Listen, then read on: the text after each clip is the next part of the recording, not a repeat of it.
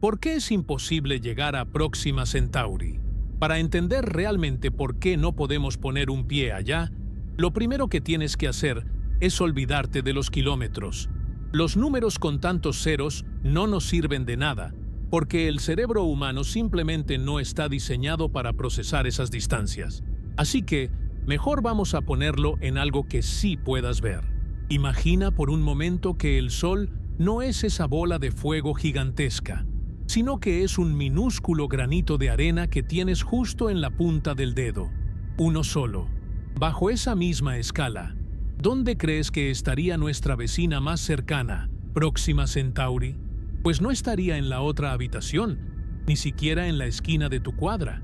Ese otro granito de arena estaría a unos 6 kilómetros de distancia de donde estás parado ahorita mismo. Y aquí es donde la cosa se pone densa. Entre esos dos granitos de arena no hay absolutamente nada. No hay gasolineras, no hay estaciones de paso, no hay aire. Solo hay un vacío total, una oscuridad que te hiela la sangre y un silencio que no se rompe con nada. Estamos hablando de un abismo tan brutal que cruzarlo no es solo cuestión de tiempo o de echarle ganas. Es enfrentarse a un muro que la naturaleza puso ahí para que nos quedáramos en nuestro lugar. Ese espacio vacío es el que nos separa de nuestro primer destino interestelar. Y la neta, es mucho más aterrador de lo que nos cuentan en las películas de ciencia ficción. Próxima Centauri es una enana roja. Es una estrella tan chiquita y tan tenue que, aunque es la que tenemos más cerca de casa, ni siquiera la puedes ver a simple vista cuando sales a ver las estrellas de noche. Pero no dejes que su tamaño te engañe. Para los astrónomos es el premio mayor. ¿Por qué? Porque ahí, dándole vueltas, encontramos a Próxima b. Es un planeta rochoso, más o menos del tamaño de nuestra Tierra. Y lo mejor de todo es que está en la zona habitable. Eso significa que, en teoría, podría tener agua líquida. Y quién sabe, tal vez hasta vida. Es la promesa de una segunda Tierra. Un hogar de repuesto esperándonos en la profundidad del vacío. Cuando la miramos a través de los telescopios más potentes, parece que está ahí nomás, como quien dice, a la vuelta de la esquina, en términos cósmicos. Pero aquí es donde la realidad nos da un golpe seco en la cara. La física no perdona. Aunque los datos digan que el planeta es habitable, las barreras para llegar allá son tan brutales que, con lo que sabemos hoy, es prácticamente una misión imposible. Para que ese viaje deje de ser un sueño de Hollywood y se vuelva una realidad, tendríamos que reescribir por completo todo lo que sabemos sobre ingeniería y propulsión. No se trata solo de construir un cohete más grande. Se trata de que estamos intentando pelear contra las leyes fundamentales del universo. Miramos a Próxima Centauri con mucha esperanza, pero la verdad es que ese pequeño punto de luz nos está recordando lo pequeños y limitados que somos en realidad. Estamos atrapados en nuestra propia burbuja, y romperla va a costar mucho más de lo que imaginamos. Para empezar a desmenuzar este lío, tenemos que hablar de una de nuestras más grandes mentiras como especie, la idea de que somos rápidos. En la Tierra, nos sentimos los reyes de la velocidad. Nos impresiona un coche de Fórmula 1 rugiendo a 300 kilómetros por hora. Nos sentimos en el futuro cuando un avión comercial nos cruza el Atlántico en unas cuantas horas. E incluso nos asombramos con los proyectiles militares que rompen la barrera del sonido como si fuera papel mojado. Pero la neta, cuando salimos allá afuera, a ese patio trasero infinito que llamamos espacio, todas esas cifras se vuelven un mal chiste. El espacio tiene una forma muy cruel de recordarnos que, a escala cósmica, nos movemos a paso de tortuga con artritis. Y para entender esto, no hay mejor ejemplo que nuestra campeona indiscutible, la Voyager 1.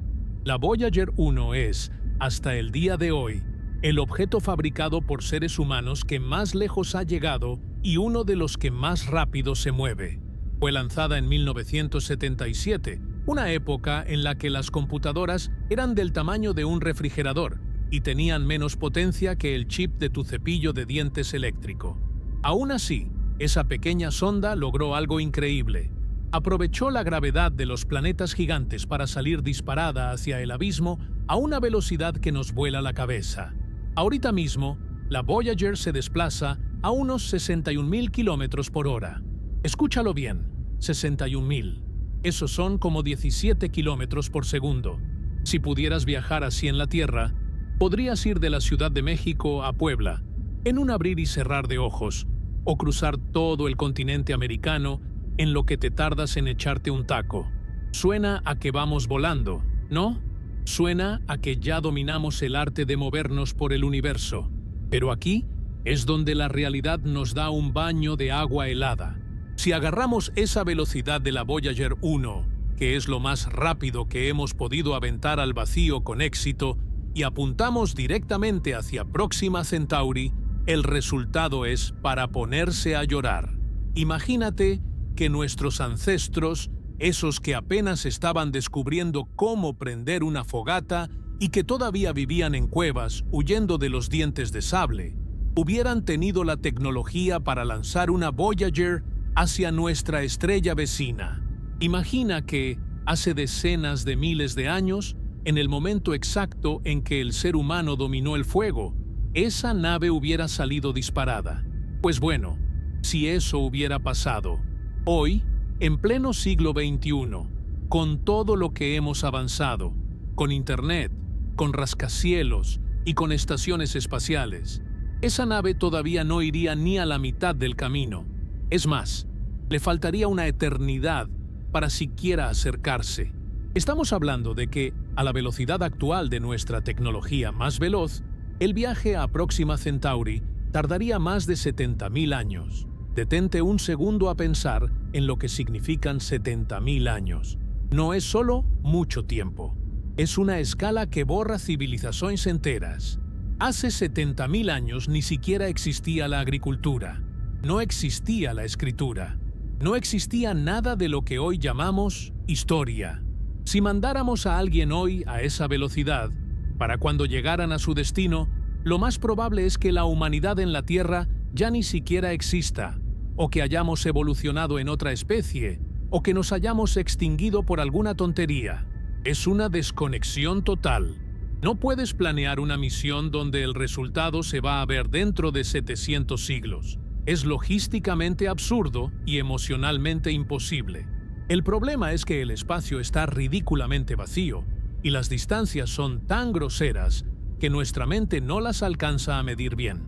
Decimos que Próxima Centauri está a 4.24 años luz. 4 añitos. Suena a poco, ¿verdad? Como si fuera una carrera universitaria. Pero un año luz es la distancia que recorre la luz en un año. Y la luz es lo más rápido que existe en el universo, moviéndose a 300.000 kilómetros por segundo.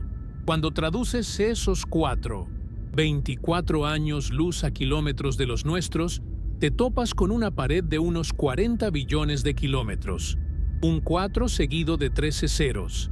Para que te des una idea de la magnitud de esa cifra, si cada kilómetro fuera un segundo, tardarías más de 1 millón de años en terminar de contarlos. Y nosotros pretendemos cruzar ese océano con lanchas de pedales. La Voyager 1 es una maravilla de la ingeniería, no me malentiendas. Es un testamento de lo que podemos hacer. Pero en el contexto interestelar, la Voyager es como un caracol tratando de cruzar el océano Pacífico. Sí, el caracol se está moviendo. Y sí, técnicamente está avanzando. Pero la escala del desafío hace que su movimiento sea prácticamente irrelevante. Y lo peor de todo es que no queramos ir más rápido. Es que estamos topando con pared. Para mover algo en el espacio, necesitas empujarlo con algo. Y ese algo suele ser fuego saliendo por un tubo. El problema es que para ir más rápido, necesitas más combustible. Pero el combustible pesa. Y para mover ese peso extra, necesitas, pues, más combustible. Es un círculo vicioso que nos tiene amarrados a velocidades que, aunque para nosotros parecen de superhéroes, para el universo son un mal chiste. Incluso si lográramos duplicar o triplicar la velocidad de la Voyager, que ya sería una chamba monumental de ingeniería, el tiempo de viaje bajaría a 20.000 o 30.000 años. sigue siendo una locura. Sigue siendo más tiempo del que lleva existiendo la civilización humana desde las pirámides de Egipto hasta hoy. No hay gobierno, no hay empresa, no hay religión ni estructura social que aguante un proyecto de 30.000 años. Imagina el presupuesto. Oigan, ¿me dan dinero para una nave que va a llegar cuando ya nadie se acuerde de qué idioma hablábamos? Pues no, la neta no jala así. Esta es la primera gran bofetada de realidad. La ilusión de la velocidad nos hace creer que porque ya fuimos a la Luna en unos días y mandamos robots a Marte en unos meses, las estrellas son el siguiente paso lógico. Pero Marte está aquí a la vuelta, a unos cuantos millones de kilómetros. Próxima Centauri está millones de veces más lejos que Marte. Es un salto de escala que no es lineal, es exponencial. Es pasar de caminar en tu jardín a querer cruzar el planeta entero a pie sin zapatos. Cuando ves los números fríos, te das cuenta de que la regla con la que estamos midiendo el éxito de nuestras misiones espaciales no sirve para las estrellas. La Voyager 1, con todo y su gloria, con sus discos de oro grabados con sonidos de la Tierra y sus fotos icónicas, es solo un mensaje en una botella lanzado a un mar que es demasiado grande para ella. Está flotando en el vacío, alejándose de nosotros a una velocidad que nos asombra, pero que al mismo tiempo nos condena. Nos condena a entender que, con lo que tenemos ahorita, con nuestros motores químicos y nuestras sondas actuales, Próxima Centauri no es un destino, es un sueño inalcanzable. Y lo más triste es que, mientras la Voyager sigue ahí afuera, enfriándose lentamente en la negrura total, nos sirve de recordatorio constante de nuestra propia fragilidad. Estamos atrapados en un rincón del universo, mirando por la ventana a una vecina que parece estar cerca, pero que está protegida por una muralla de tiempo que no podemos saltar. La física nos puso un límite de velocidad, y por ahora parece que nos quedamos muy por debajo de la multa por exceso de velocidad. Estamos varados en la orilla de un océano cósmico, viendo hacia el horizonte, dándonos cuenta de que nuestras mejores naves no son más que juguetes de madera frente a la inmensidad del abismo. Y apenas vamos empezando a entender por qué la puerta está cerrada con doble llave. Pero si la lentitud de nuestras naves actuales te dejó con un mal sabor de boca, agárrate, porque ahora vamos a entrar al verdadero pantano de la ingeniería espacial, ese que hace que los científicos más brillantes del mundo se agarren la cabeza con desesperación. Estamos hablando de lo que en el gremio se conoce, casi de forma poética y cruel, como la tiranía de la ecuación del cohete. Y es que, para entender por qué no podemos simplemente ponerle un motor más grande a una nave y mandarla a Próxima Centauri, tenemos que entender cómo funciona el fuego saliendo por la parte de atrás. Porque, aunque nos duela admitirlo, nuestra tecnología actual de cohetes es increíblemente ineficiente para las distancias de las que estamos hablando. Es como querer cruzar el océano en una lancha que gasta tanta gasolina que el tanque para el viaje tendría que ser más grande que el propio océano. Todo este relajo matemático lo empezó un genio ruso llamado Konstantin Tsiolkovsky hace más de un siglo. El tipo, sin haber visto nunca un cohete de verdad, se sentó con papel y lápiz y descifró la ley que nos tiene encadenados al suelo. El problema fundamental es este: en el espacio no hay gasolineras y tampoco hay aire para empujarse.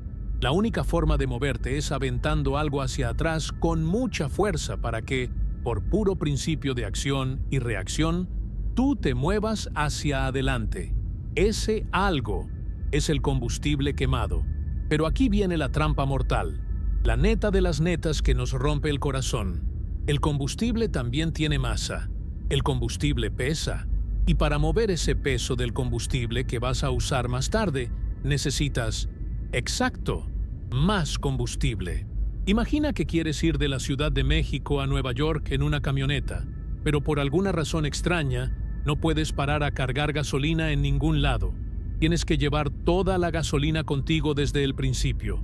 Entonces, llenas el tanque, pero te das cuenta de que el peso de toda esa gasolina extra hace que la camioneta gaste más combustible solo para arrancar. Así que le pones un barril extra en la batea, pero ahora la camioneta es más pesada. Así que necesitas otro barril para mover el primer barril. Para cuando te das cuenta, tienes un convoy de 10 camiones cisterna solo para que una sola camioneta llegue a su destino. Eso, multiplicado por 1.000.000 de veces, es lo que pasa con los cohetes. Es un ciclo vicioso, un hoyo negro logístico donde cada gramo de velocidad que quieres ganar te cuesta una cantidad obscena de peso adicional. Cuando vemos el despegue de un cohete moderno, como los de SpaceX o el viejo Saturno V que llevó al hombre a la Luna, lo que estamos viendo es básicamente una torre gigante de combustible con una tapita minúscula arriba que es donde va la carga útil. El 90% o más del peso de un cohete al despegar es puro combustible. Estamos quemando toneladas de lana y energía solo para mover el propio peso del combustible, que nos va a servir para movernos un poquito más. Es una pelea perdida contra la gravedad y contra la inercia. Y si esto ya es un problema para llegar a la Luna, que está aquí a la vuelta, o para llegar a Marte, imagínate lo que significa intentar alcanzar una fracción de la velocidad de la luz para llegar a Próxima Centauri. Aquí es donde los números se vuelven una locura total, algo que parece sacado de un libro de chistes de mal gusto. Si quisiéramos usar la tecnología de cohetes químicos actuales, ya sabes, esa que usa hidrógeno y oxígeno líquido para crear una explosión controlada, para llevar una nave tripulada pequeña, digamos del tamaño de un autobús escolar, a una velocidad que nos permitiera llegar a Próxima Centauri en un tiempo razonable, el cálculo matemático nos escupe una realidad imposible. Para acelerar esa nave, necesitaríamos un tanque de combustible que fuera más grande que el Monte Everest. No estoy exagerando. Literalmente, tendríamos que convertir toda la masa de la Tierra en combustible solo para empujar una latita de metal hacia la estrella vecina. Es matemáticamente inviable. No hay forma de que el fuego saliendo por la trasera nos saque del sistema solar hacia las estrellas. Es como intentar llegar a la Luna saltando en un pogo saltarín.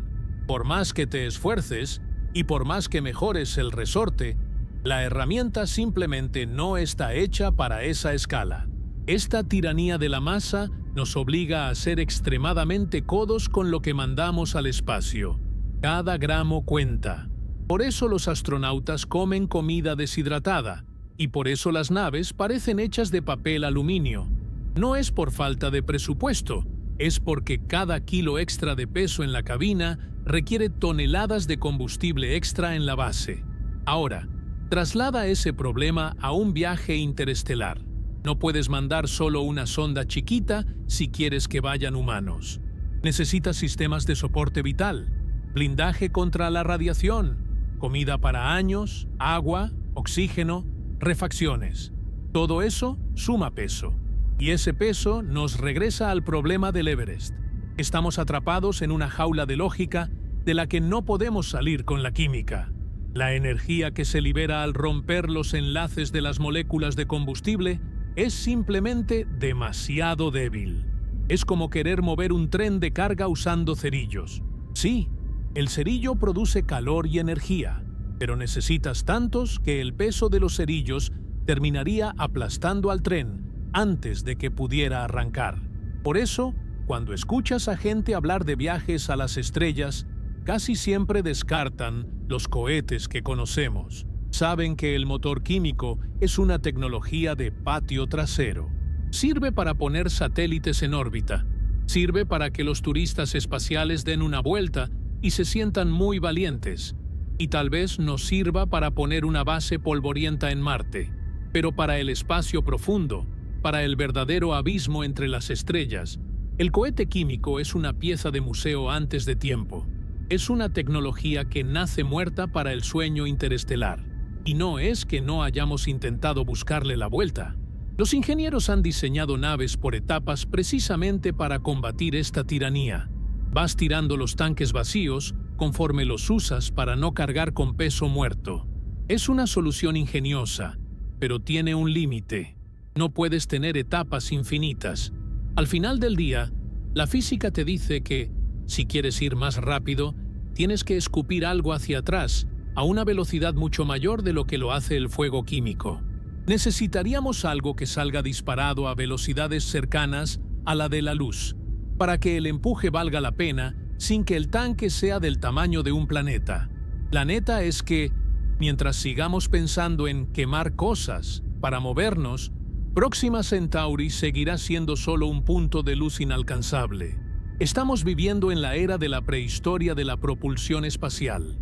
Somos como marineros de la antigüedad que solo tienen balsas de troncos amarrados con lianas y están viendo hacia el otro lado del Atlántico, pensando que si le ponen más troncos a la balsa, algún día podrán cruzar. No entienden que el problema no es el número de troncos, sino que la balsa misma no puede aguantar el viaje. Nosotros estamos igual. Estamos intentando conquistar el cosmos con tecnología que en el fondo no es muy diferente a un fuego artificial sofisticado. Esta barrera no es algo que se arregle con más dinero o con mejores computadoras. Es una barrera de energía pura. La densidad energética del combustible químico es ridículamente baja para las necesidades de un viaje interestelar.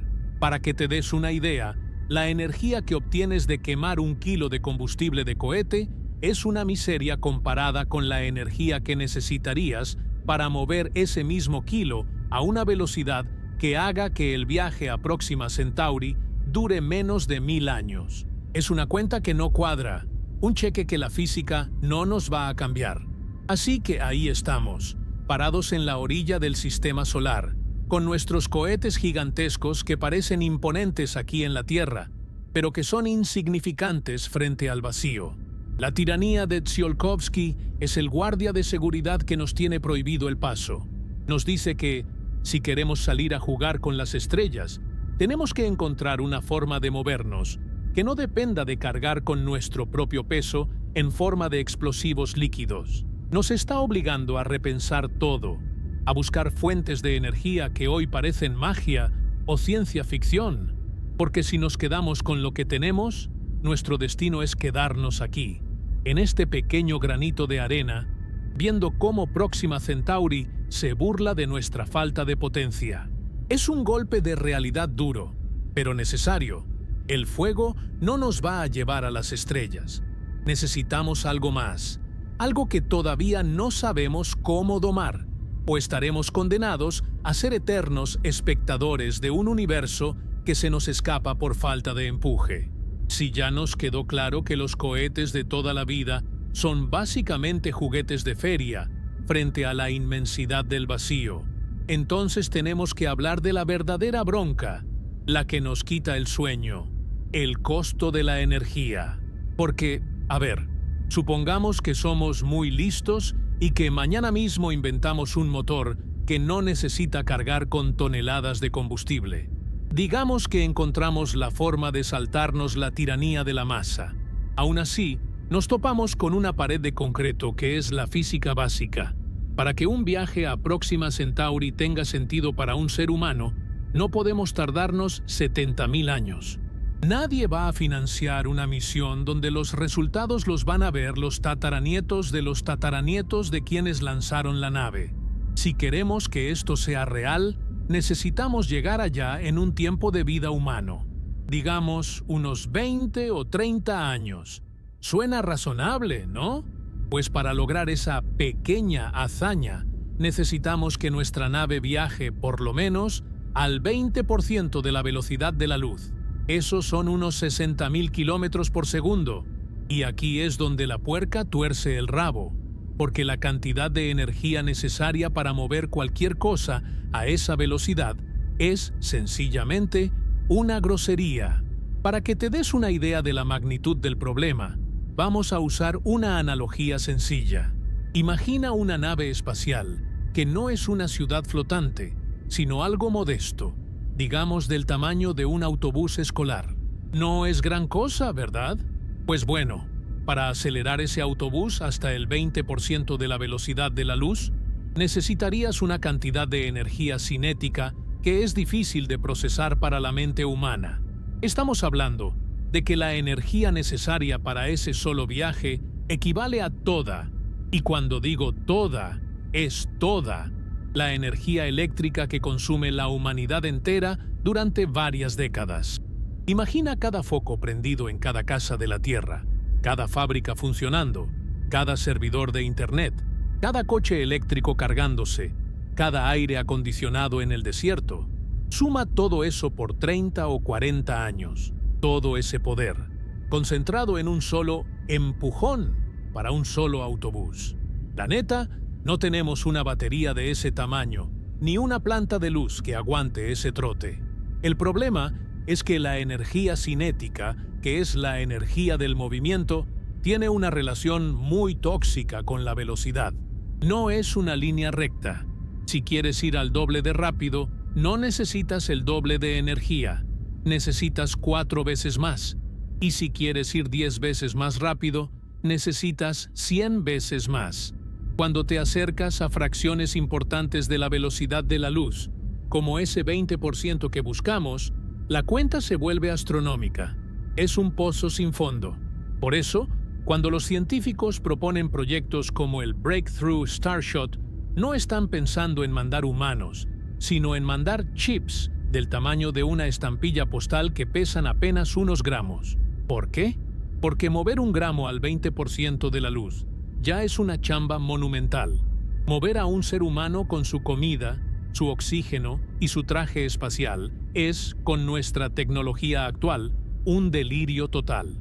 Incluso si lográramos construir una infraestructura de láseres gigantes en la Tierra o en la Luna para empujar una nave con una vela solar, que es la idea más seria que tenemos ahorita, la escala de esos láseres tendría que ser de ciencia ficción. Necesitaríamos una matriz de láseres que cubriera kilómetros cuadrados y que consumiera gigavatios de potencia de manera continua. Para que te des una idea, un gigavatio es más o menos lo que produce una planta nuclear grande. Imagina cientos de plantas nucleares trabajando exclusivamente para alimentar un rayo de luz que empuje una pequeña sonda hacia el vacío. Es un esfuerzo coordinado que la humanidad, tal como está ahorita, dividida y peleándose por tonterías, simplemente no puede ni soñar con ejecutar. No tenemos la capacidad de generar, almacenar y dirigir esa cantidad de energía sin freír el planeta en el proceso. Y luego está el tema de la eficiencia. En el mundo real, nada es 100% eficiente.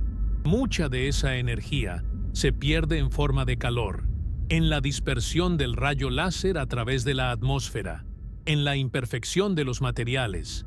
Así que ese cálculo de décadas de energía humana es, en realidad, un escenario optimista. La realidad probablemente sería mucho peor. Estamos hablando de una demanda energética que obligaría a la humanidad a cambiar por completo su forma de existir solo para mandar un objeto a otra estrella. Es como si una hormiga quisiera construir una pirámide de Egipto ella sola. La escala del trabajo es tan desproporcionada con respecto a los recursos del individuo que la tarea se vuelve absurda. Pero supongamos, en un arranque de optimismo desenfrenado, que resolvemos el problema de la fuente de energía. Digamos que mañana descubrimos la fusión nuclear comercial, o que logramos dominar la antimateria, que es el combustible más denso que permite la física. Aún así, tenemos la bronca de cómo aplicar esa energía sin desintegrar la nave. Si intentas meterle semejante cantidad de energía a una estructura metálica en poco tiempo, lo más probable es que acabes con una nube de plasma vaporizado en lugar de una nave espacial. La gestión del calor es un infierno. En el espacio no hay aire para enfriar las cosas. El calor solo se puede eliminar mediante radiación, que es un proceso lentísimo. Así que, si tu motor produce una cantidad de energía equivalente a civilizaciones enteras, tu nave se va a calentar tanto que se va a derretir antes de salir de la colonia. Esta barrera energética es lo que realmente nos mantiene atados a nuestro sistema solar. No es solo que no sepamos cómo construir el motor, es que no sabemos de dónde sacar la lana energética para pagar el boleto. El universo nos está cobrando una tarifa de entrada que no podemos costear. Es como querer comprar una mansión en el lugar más exclusivo del mundo, cuando apenas te alcanza para pagar la renta de un departamento compartido. Podemos ver la mansión desde lejos. Podemos tomarle fotos con el telescopio Hubble o el James Webb, pero no tenemos el capital energético para mudarnos allá. La neta es que, cuando la gente habla de colonizar las estrellas, como si fuera el siguiente paso lógico después de ir a Marte, no están entendiendo la magnitud del salto. Ir a Marte es difícil, claro, pero es algo que podemos pagar con el cambio que tenemos en la bolsa. Ir a Próxima Centauri requiere que vaciemos todas las cuentas de banco de la humanidad, vendamos la casa, el coche y hasta los riñones, y aún así nos faltaría dinero. Es un salto de varios órdenes de magnitud en nuestra capacidad de manipular el universo. Por ahora, somos como una civilización que apenas aprendió a usar fogatas y está tratando de entender cómo funciona una estrella de neutrones. Así que, cada vez que veas una película donde los protagonistas saltan al hiperespacio o viajan a otras estrellas como si nada, acuérdate de la factura de la luz. Acuérdate de que mover masa a velocidades interestelares es el desafío energético más grande que jamás hayamos concebido. No es solo cuestión de ingenio, es cuestión de poder bruto. Y mientras nuestra principal fuente de energía sigan siendo los combustibles fósiles o incluso las energías renovables actuales, Próxima Centauri seguirá estando a una distancia que no se mide en kilómetros, sino en la imposibilidad de pagar el costo de la velocidad. Estamos en una prisión de baja energía, y las llaves de la celda cuestan más de lo que todo nuestro planeta vale en términos de potencia eléctrica. Es una cura de humildad que nos obliga a mirar hacia arriba y aceptar que, por ahora, el cielo no es el límite. La factura de la luz lo es, pero supongamos por un momento que somos unos genios, que ya resolvimos el problema del combustible y que, de alguna manera milagrosa, conseguimos la energía de 10 civilizaciones para empujar nuestra nave al 20% de la velocidad de la luz. Ya vamos volando a 60.000 kilómetros por segundo. Todo parece ir sobre ruedas, ¿no? Pues lamento decirte que aquí es donde te topas con el siguiente muro. Y este es uno que no puedes esquivar, porque está en todos lados. Tenemos que hablar de que el espacio, ese que nos venden como un vacío perfecto y silencioso, es en realidad un campo minado absoluto. La neta es que el vacío es una de las mentiras más grandes que nos ha contado la ciencia ficción. Allá afuera no hay nada, pero ese nada está lleno de cosas que, a velocidades relativistas, se convierten en armas de destrucción masiva. Verás, el medio interestelar no está limpio. Entre el Sol y Próxima Centauri hay una sopa rala de gas y polvo. Estamos hablando principalmente de átomos de hidrógeno, helio y pequeñas partículas de silicatos o carbono, restos de estrellas que explotaron hace eones. En el día a día, o incluso moviéndonos a la velocidad de la Voyager, esto no es un problema. Es como caminar a través de una neblina muy fina. Ni siquiera la sientes. Pero cuando vas a 60.000 kilómetros por segundo, las reglas del juego cambian de una forma aterradora. A esa velocidad, la física se vuelve brutal. La energía cinética de cualquier cosita que te encuentres en el camino aumenta de forma exponencial y de repente un simple átomo de hidrógeno se convierte en una bala de radiación ionizante capaz de atravesar el casco de tu nave como si fuera mantequilla caliente. Imagina esto. Vas sentado en tu nave súper tecnológica, sintiéndote el rey del universo, y de repente empiezas a ser bombardeado por una lluvia invisible de protones. A esa velocidad, cada átomo de hidrógeno con el que chocas no solo golpea la nave, sino que se comporta como una partícula dentro del gran colisionador de hadrones. Al chocar contra el metal del casco, estos átomos liberan una cascada de radiación secundaria, rayos gamma y rayos X que fríen los circuitos electrónicos y, lo que es peor, despedazan el ADN de los tripulantes. No necesitas una explosión externa para morir. El simple hecho de moverte tan rápido por el vacío convierte el interior de tu nave en un horno radiactivo. Estarías recibiendo una dosis mortal de radiación, no porque haya una tormenta solar, sino simplemente porque estás chocando contra el aire del espacio a una velocidad para la que la biología no tiene defensa. Y eso es solo hablando de los átomos, que son lo más chiquito. Ahora hablemos de la verdadera pesadilla, el polvo interestelar. Estamos hablando de granitos de materia que no son más grandes que un ácaro de polvo de los que tienes debajo de tu cama. Cositas microscópicas. Pero la física es una maestra muy cruel y nos dice que la energía de un impacto depende de la masa y sobre todo de la velocidad al cuadrado. Si tu nave choca contra un granito de polvo del tamaño de un grano de arena mientras viaja al 20% de la velocidad de la luz, el madrazo, y no hay otra forma de decirlo, es equivalente a la explosión de varias toneladas de TNT, un solo granito de arena. En un instante, lo que era una partícula insignificante se convierte en una bomba que vaporiza el punto de impacto, creando un cráter de plasma y lanzando metralla de metal fundido hacia el interior de la nave.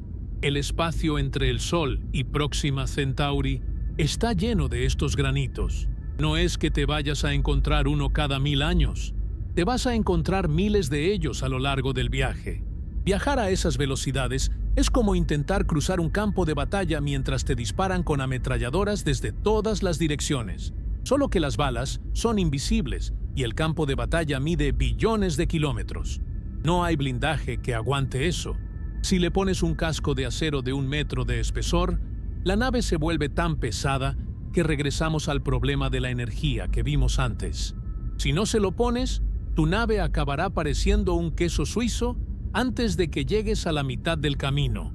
Los ingenieros han tratado de imaginar soluciones locas para esto. Algunos dicen, bueno, pongamos un escudo de hielo de 10 metros de espesor al frente de la nave. El hielo es barato y puede absorber los impactos. Pero claro, ese hielo se va a ir desgastando. Se va a ir evaporando con cada choque. Es como si estuvieras lijando la punta de tu nave de forma constante con una lija de diamante. Para cuando llegues a Próxima Centauri, tu escudo de 10 metros probablemente se habrá reducido a nada y estarás expuesto de nuevo. Otros proponen escudos magnéticos gigantescos, como los que tiene la Tierra para protegernos del Sol. Pero la energía necesaria para mantener un campo magnético tan potente que desvíe partículas cargadas a esa velocidad es, de nuevo, una cifra que nos deja en la calle. La realidad es que el espacio es un medio extremadamente abrasivo.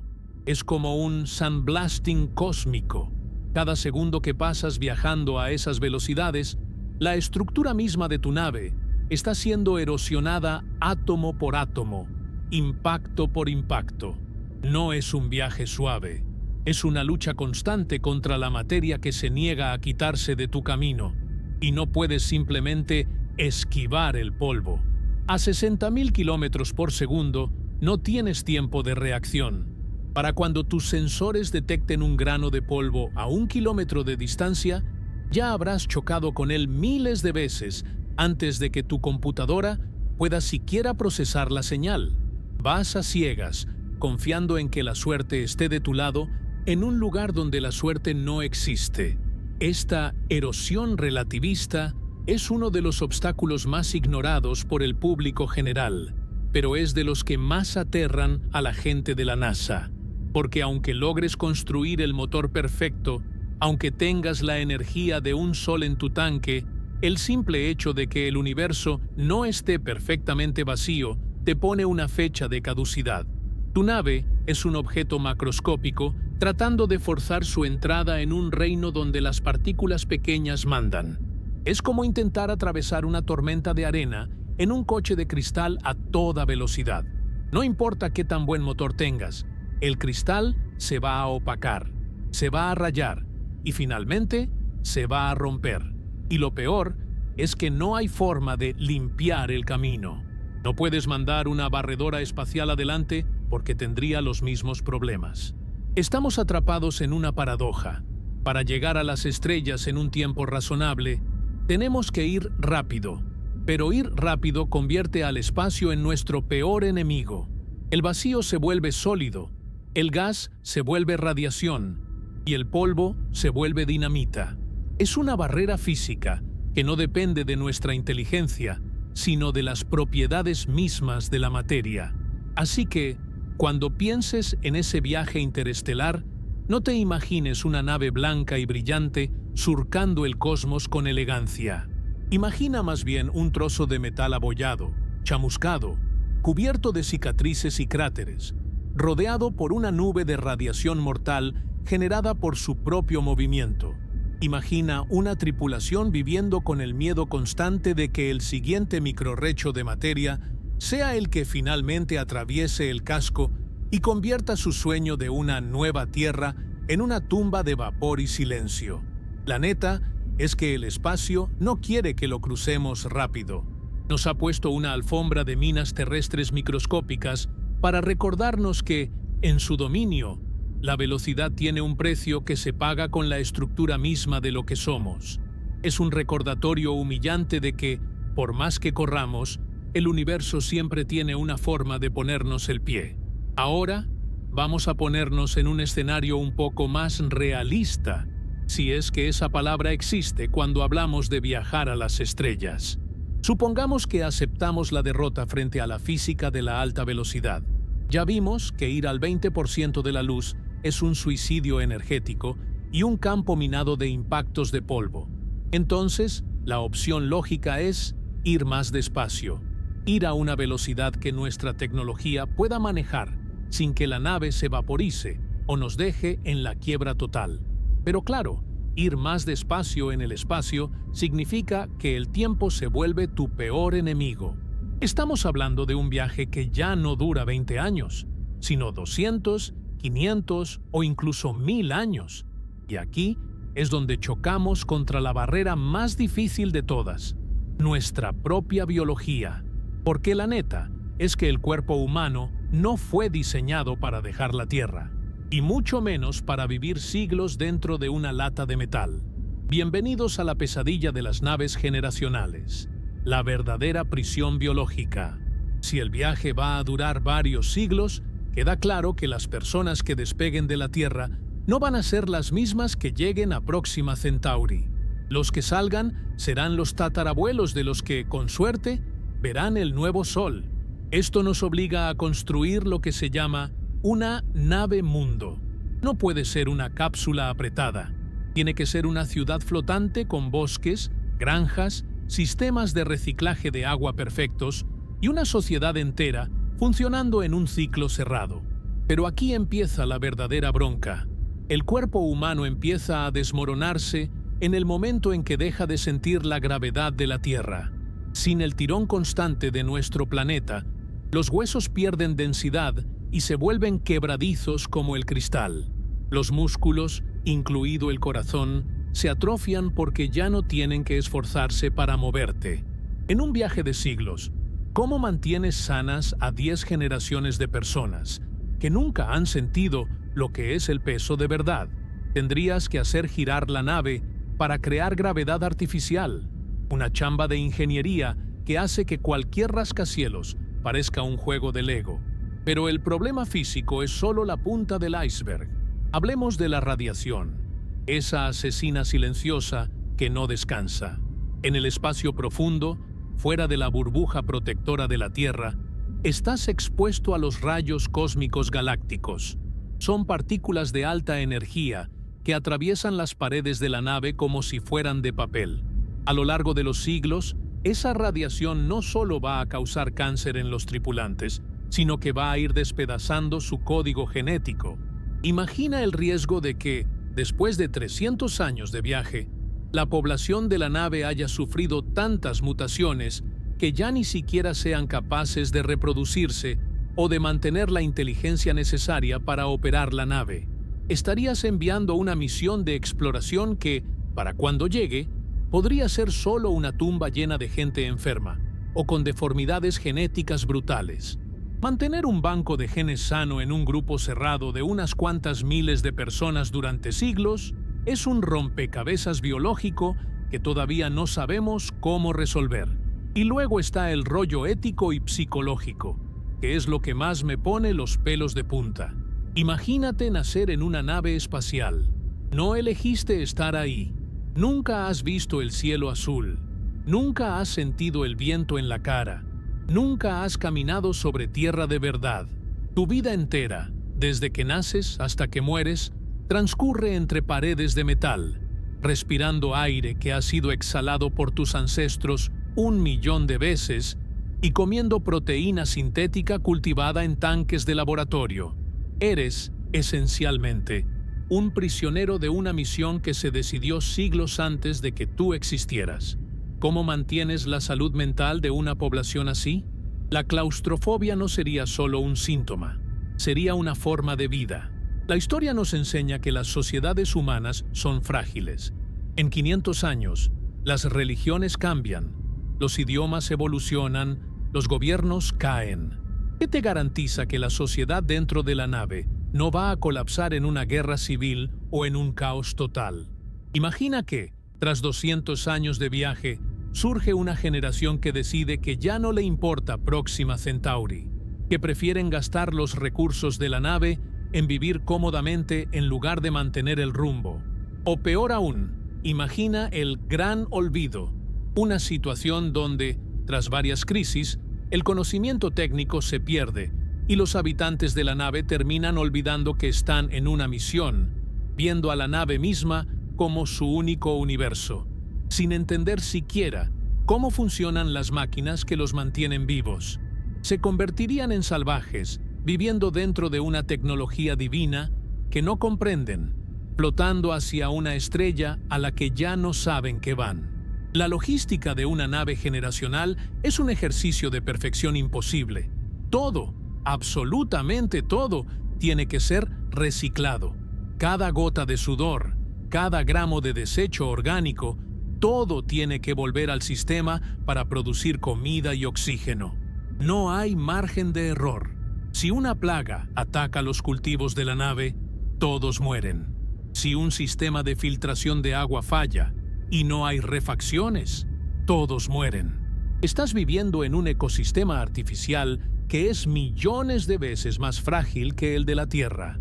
Aquí, si echamos a perder un río, todavía nos queda el resto del planeta. En una nave generacional, un error en la química del aire significa el fin de la estirpe humana en ese rincón del universo. Además, está el problema de la identidad. Los que lleguen a Próxima Centauri B serán personas que nunca han conocido la Tierra. Para ellos, el concepto de hogar no es un planeta, es un pasillo de metal.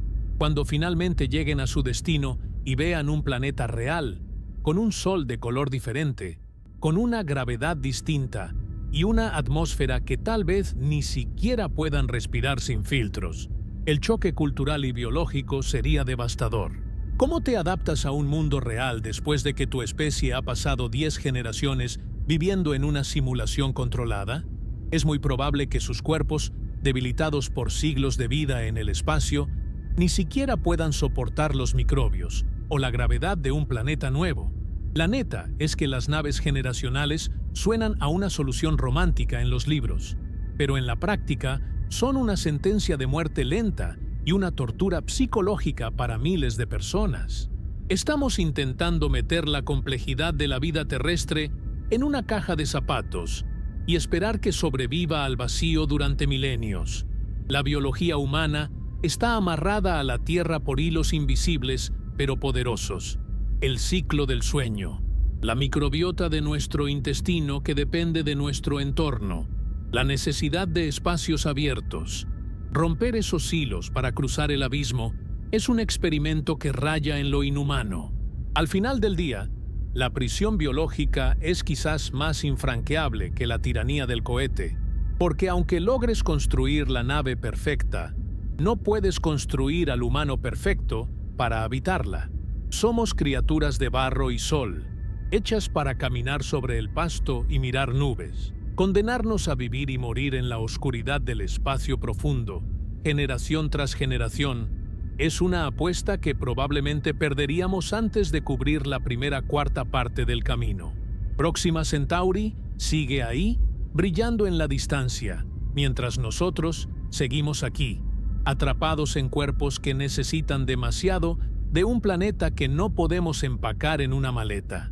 El abismo entre las estrellas no solo es de kilómetros, es un abismo de lo que significa ser humano, y cruzarlo podría significar perder nuestra humanidad en el proceso. Pero vamos a decir que eres un optimista empedernido. Digamos que ya aceptamos que el viaje va a ser largo, que resolvimos el lío de la comida y que los tripulantes están listos para vivir en su burbuja de metal. Todavía nos queda una barrera que no tiene que ver con motores ni con escudos, sino con la naturaleza misma de la información. Tenemos que hablar del aislamiento absoluto, de ese silencio aterrador que se traga cualquier grito de auxilio, porque en la Tierra estamos mal acostumbrados. Vivimos en la era de la inmediatez, donde mandas un mensaje de WhatsApp y llega al otro lado del mundo en un segundo. Pero en el espacio profundo, la velocidad de la luz, que es el límite máximo al que puede viajar cualquier señal de radio, se vuelve un obstáculo insalvable. Estamos hablando de que, en una misión a Próxima Centauri, el concepto de control de misión deja de existir por completo. La distancia, como ya vimos, es de 4.24 años luz. Eso significa que si tú prendes una linterna superpotente en Próxima Centauri y apuntas hacia la Tierra, ese rayo de luz va a tardar más de 4 años en llegar. Ahora, traslada eso a las comunicaciones por radio. Imagina que la nave tiene una emergencia. Algo sale mal, un sistema crítico falla y el capitán decide pedir ayuda a los expertos en la Tierra. El mensaje sale de la nave. Houston, tenemos un problema. Ese mensaje, viajando a la velocidad máxima permitida por el universo, va a tardar 4.24 años en llegar a los oídos de los ingenieros en la Tierra. Para cuando en Houston escuchen el mensaje, la tripulación que lo mandó ya lleva más de 4 años muerta, o, en el mejor de los casos, ya resolvió el problema por su cuenta, o se resignó a su suerte. Pero la cosa no acaba ahí. Si en la Tierra responden inmediatamente con una solución, ese mensaje de vuelta va a tardar otros 24 años en regresar a la nave. Total, casi 9 años para una sola vuelta de diálogo. 9 años para recibir un entendido. Estamos revisando. La neta, eso no es comunicación, es arqueología. Cualquier intercambio de frases se vuelve una tarea de décadas. Una simple conversación de «Hola, ¿cómo están? Bien, ¿y ustedes?», tardaría casi 18 años en completarse. Esto rompe por completo el cordón umbilical con nuestro planeta. La nave estaría totalmente sola en la oscuridad más profunda que puedas imaginar. No habría consejos en tiempo real. No habría actualizaciones de software enviadas desde la base. No habría apoyo psicológico de familiares. Estarían flotando en un vacío donde nadie puede oírlos gritar, literalmente, durante casi una década. Este aislamiento absoluto tiene consecuencias psicológicas que apenas empezamos a medio entender. El ser humano es un animal social. Toda nuestra estructura mental está basada en la retroalimentación, en saber que somos parte de algo más grande. Cuando cortas ese lazo de forma tan radical, la tripulación de la nave deja de sentirse terrestre. Se convierten en una isla en el tiempo y el espacio. Para ellos, la Tierra ya no es un hogar, es un recuerdo borroso que manda noticias viejas. Imagina recibir las noticias de que hubo una pandemia, una guerra o un gran descubrimiento científico 4 años después de que pasaron. Para cuando te enteras, el mundo ya cambió de nuevo. Estás viviendo en el pasado de un planeta que ya no te pertenece. Y luego Está el problema técnico de mandar esa señal. No es solo que tarde mucho, es que el espacio es muy grande. Las ondas de radio, conforme viajan, se van dispersando. Es lo que los científicos llaman la ley del cuadrado inverso. Para cuando una señal de radio de una nave pequeña llega a la Tierra desde la distancia de Próxima Centauri, es tan débil que se confunde con el ruido de fondo del universo. Para poder escuchar a la nave, necesitaríamos construir antenas del tamaño de ciudades enteras, y la nave necesitaría un transmisor con una potencia que hoy no podemos ni imaginar. Es como intentar escuchar el susurro de una persona que está en el otro lado de un estadio lleno de gente gritando, solo que el estadio es el universo y la persona está a billones de kilómetros. Esto significa que la nave interestelar tendría que ser 100% autónoma. No podría depender de la Tierra para nada.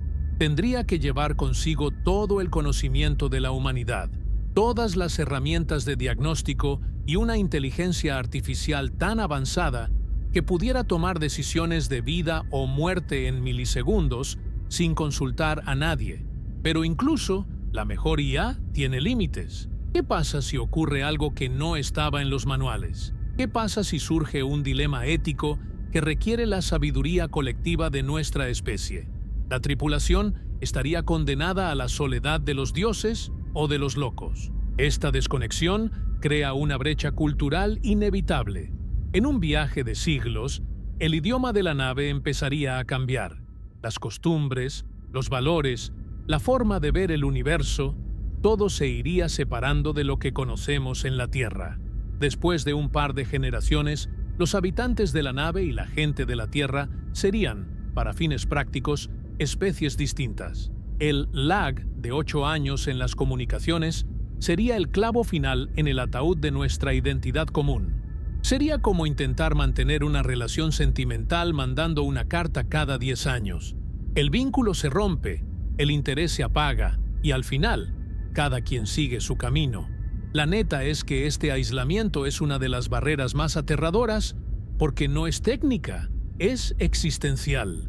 Estamos acostumbrados a ser el centro de nuestro propio mundo, a tener ayuda a un clic de distancia. El espacio interestelar nos quita eso y nos deja desnudos frente a la inmensidad. Nos dice que, si nos atrevemos a salir de nuestra burbuja, estamos por nuestra cuenta. La Tierra pasaría de ser la base a ser un punto de luz azul que no responde, que no ayuda y que con el tiempo se vuelve indiferente a nuestro destino. Imagina el silencio dentro de esa nave, un silencio que no solo es la falta de ruido, sino la falta de conexión. Saber que, pase lo que pase, nadie en el universo conocido va a saber de ti en los próximos 4 años. Esa soledad puede volver loco a cualquiera. Es una prisión de tiempo donde la luz es el carcelero que nos dice qué tan lento podemos hablar. Próxima Centauri nos está esperando, pero nos exige que cortemos todos los puentes, que quememos todas las naves y que aceptemos que, una vez que crucemos la frontera del sistema solar, la humanidad que dejamos atrás se vuelve un fantasma. Es un precio muy alto por una segunda Tierra, un precio que tal vez nuestra psique colectiva no esté lista para pagar. Estamos amarrados a este suelo no solo por la gravedad, sino por la necesidad de escucharnos los unos a los otros en tiempo real. Y allá afuera, el tiempo real es una ilusión que se desvanece en el vacío. Llegamos al final del camino, o al menos eso es lo que quisiéramos creer. Imagínate que, contra todo pronóstico, logramos vencer cada uno de los obstáculos que hemos platicado. Imagina que somos la civilización más suertuda del universo. Encontramos una fuente de energía infinita. Construimos una nave que aguanta los impactos de polvo como si fueran caricias.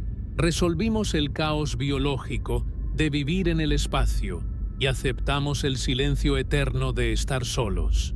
Ahí vas tú, o tus tataranietos, viajando al 20% de la velocidad de la luz, viendo cómo ese puntito rojo llamado Próxima Centauri se hace cada vez más grande y brillante.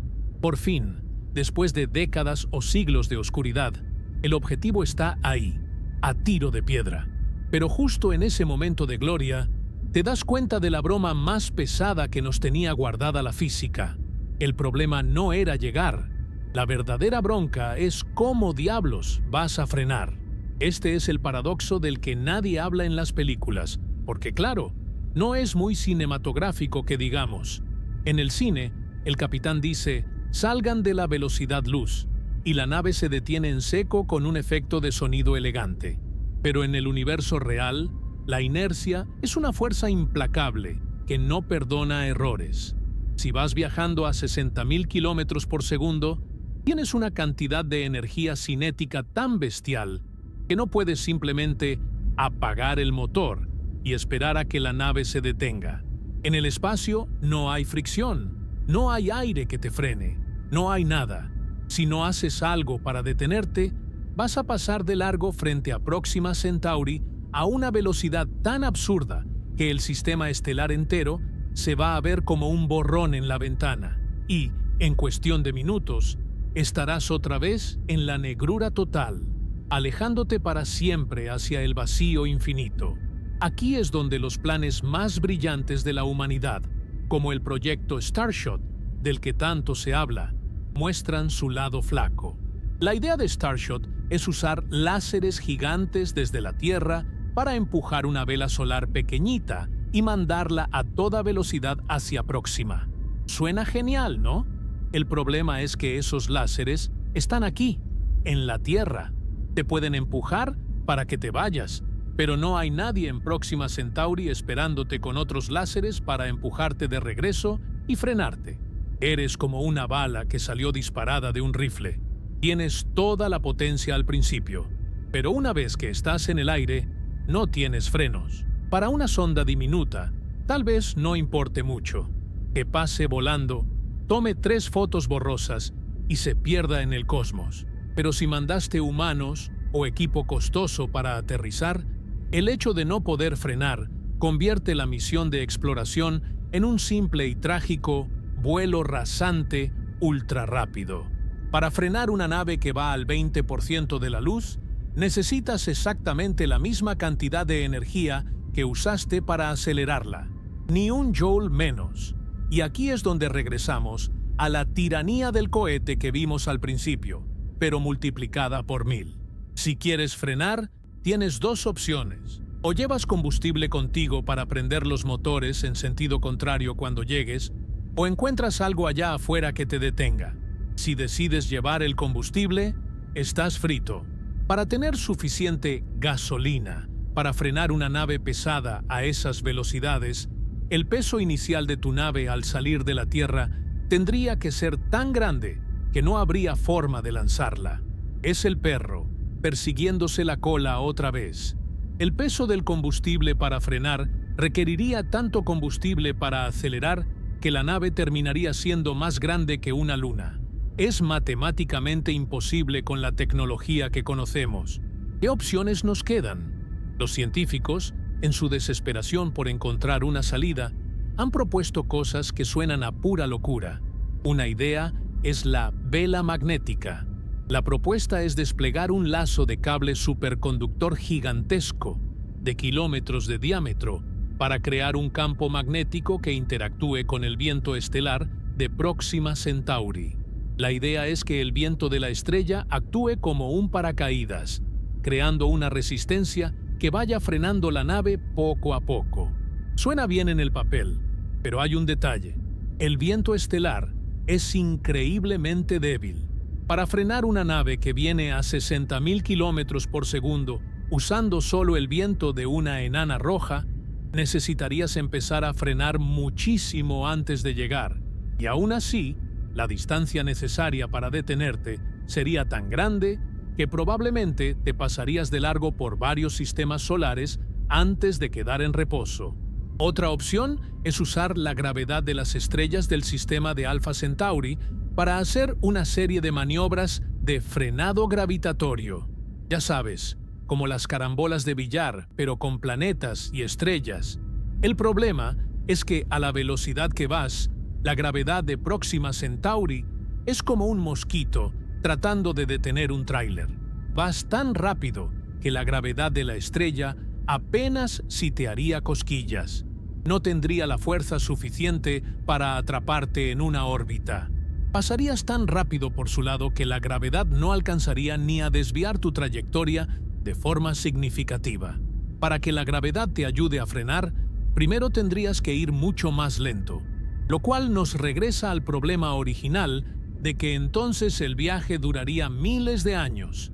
La neta es que, sin una física nueva, sin algo que hoy nos parezca magia, el problema del frenado es el clavo final en el ataúd de la exploración interestelar tripulada. Es una tragedia técnica. Podemos imaginar cómo ir, pero no tenemos ni la más remota idea de cómo quedarnos. Imagina el sentimiento de esos astronautas si es que lograran sobrevivir a todo lo anterior. Verían por fin el planeta Próxima B, esa otra tierra que tanto soñaron. La verían acercarse, un mundo precioso con nubes y océanos, el destino final de siglos de esfuerzo humano. Y luego, en lo que tardas en parpadear unas cuantas veces, verían cómo ese mundo se queda atrás, pequeño, inalcanzable, mientras ellos siguen disparados hacia el abismo, a una velocidad que no pueden controlar. Serían los seres humanos más cercanos a otro mundo habitado, y al mismo tiempo, los más impotentes, condenados a ser proyectiles eternos en la oscuridad. Esto nos lleva a una conclusión bastante amarga, pero necesaria. ¿Por qué es imposible llegar a Próxima Centauri? No es una pregunta que tenga una sola respuesta, sino que es un muro construido con ladrillos de imposibilidad. Es la distancia que nos humilla, es la energía que no tenemos, es la fragilidad de nuestra carne que se rompe en el vacío, es el silencio que nos vuelve locos y finalmente es la inercia que nos impide detenernos a saludar. El universo parece haber diseñado las distancias entre las estrellas de una forma muy específica, lo suficientemente cerca para que podamos verlas y soñar con ellas, pero lo suficientemente lejos para que nunca podamos tocarlas. Tal vez Próxima Centauri no sea un destino, sino un espejo que nos obliga a mirar hacia abajo, a este pequeño punto azul pálido que llamamos hogar, y darnos cuenta de que, por ahora y por mucho tiempo, es lo único que tenemos. La física nos ha puesto una serie de barreras tan brutales que parecen advertencias. Nos dice que no somos seres galácticos, sino criaturas terrestres, que nuestra escala no es la de los billones de kilómetros, sino la de los metros y los pasos. Llegar a Próxima Centauri exigiría que dejáramos de ser humanos para convertirnos en algo más, en máquinas, en códigos de datos o en colonias biológicas irreconocibles. Con lo que somos hoy, con nuestra ingeniería de fuego y metal, y con nuestros cuerpos de agua y carbono, el viaje interestelar es un sueño prohibido. Podemos mirar, podemos medir, podemos mandar robots que mueran en el intento, pero nosotros, como especie, estamos anclados a nuestro sol por leyes que no se pueden romper con dinero ni con voluntad. Así que, la próxima vez que veas al cielo y busques ese puntito invisible que es nuestra estrella vecina, no lo veas con la frustración de quien no puede llegar. Míralo con el asombro de quien entiende la escala real de la creación. Próxima Centauri está ahí para recordarnos que el universo es vasto, peligroso y profundamente indiferente a nuestros deseos. Es un recordatorio de que somos los habitantes de una isla pequeña en un océano infinito, y que tal vez, solo tal vez, nuestra misión no es conquistar ese océano, sino aprender a cuidar la playa en la que nos tocó nacer, porque allá afuera, más allá de la frontera de nuestro sistema, lo único que nos espera es una física que no conoce la piedad y un vacío que no tiene intención de dejarnos pasar. La puerta a las estrellas está cerrada y por ahora no tenemos la llave.